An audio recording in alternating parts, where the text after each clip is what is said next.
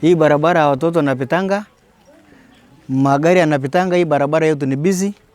Lakini mahali shida iko ni hii maposti ya stima. Hii maposti ya stima wakati upepo unapokuja anaanguka. Kwa hivyo juzi ameanguka, hii sekenge unaona hapa hivi, karibu juzi anaua watoto ya Nazari.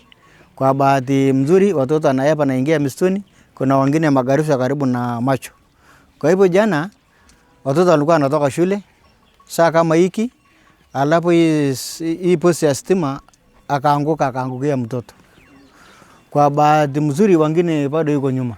Hii stima alikuwa anaenda kutoka Marigat, anapita hapo wengine anaenda mpaka Peremara wengine hospitali na Leswa.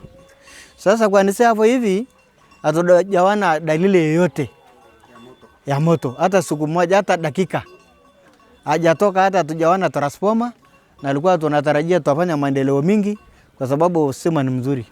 Kwa hivyo leo sisi tumeona sasa kama wakaje wengine na hasara sababu tumepoteza mtoto na hii stima hajaweka tangu siku hiyo mpaka saa hii. Kwa hivyo tungetaka hii stima itolewe, hii mamiti yote itolewe, alafu baadaye angalie kama tutapata stima nyingine ile inasimama ile mafosi ile ya simiti. Sababu hapa ni mahali ya flat. Maji yanaingia hapa wakati yote na hii maposi atawasa. Amewekwa posi 2013.